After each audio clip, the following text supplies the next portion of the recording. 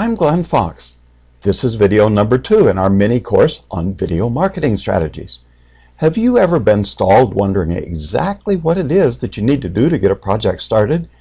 That's what we're going to talk about in today's video.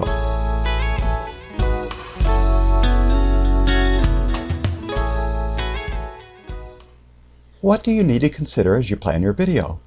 There are a few things that you need to do before you press that record button. First, you need to know exactly who it is that you'll be talking to. Who is your ideal audience? Or better yet, who is your ideal prospect?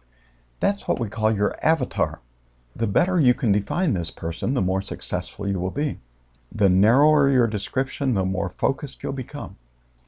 What is their gender? Where do they work? How old are they? What do they do in their spare time? What does their family look like? What kind of car do they drive? Or what kind of house do they live in? Where do they go on vacation? How do they spend their days? And what problems do they face? The time that you spend in consideration of this is not wasted time, because it'll help you not only in the preparation of your video, but also in getting the video in front of the right people.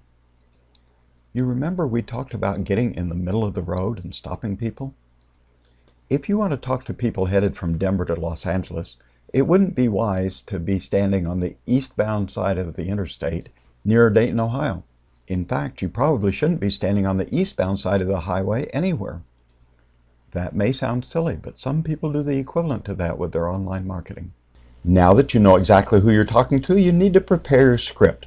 You only have a very short time to get your message across, and every or ah is consuming valuable time. My recommendation is that you either write out the script completely or at least have a comprehensive outline. While some people can talk for hours without knowing what they're going to say in advance, they probably have years of practice. And frankly, they're probably boring. Besides that, you don't know how long they spent just preparing their mind to be ready. To get the best results, you need to be smooth, concise, and fast-moving. You have just 7 seconds to get people's attention. If you don't succeed, there are a few million more videos out there for them to choose from. It's a tough assignment, but that's the way it is. The overall length of your video should be 2 to 3 minutes. Today, the average time a viewer spends on a video is about 2.4 minutes. If people watch the first 2 minutes and then miss your call to action at the end, you've probably accomplished nothing.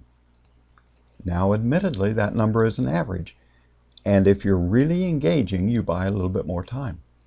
But for best results, keep the videos short. When I was in school and in speech class, they taught us that we should give special attention to the opening and closing of our speech. No matter what we said in between, we were told, we should carefully script and then memorize the exact words for an impactful opening and for an effective close. The same thing applies to your video. Get the opening and the closing call to action perfect for outstanding results. Let me give you a hint that maybe actually belongs a little bit further on in this lesson. You can make a video just a few seconds at a time. Think of the sentence that you want to say it, pause the video, then think of the next sentence that you want to say. Then start the video, say it, pause it, and so on. Recording and editing software is so good today that often a pause cannot even be detected.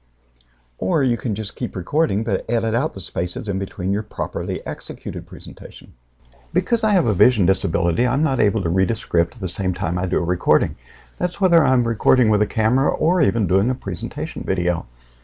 So I say one sentence or paragraph, hit pause, then I get the next sentence or paragraph in my mind, record that and hit pause, and so on until I finish the video. As you get better with practice, you'll learn how to minimize the jumps in the video if you're doing a face-on video. But I've been noticing that even professional videos have discernible edits. You'll also learn how to use graphics in between segments so that it won't matter so much if you're framed exactly the same way every time. We will conclude this getting started lesson by pointing out once again that your purpose, your mission, is to add value to people's lives. Your goal is to serve people. If you'll keep that in mind, you'll be much more effective than if your focus is to sell people something. And desperate salespeople seldom do well. Somehow their desperation comes through.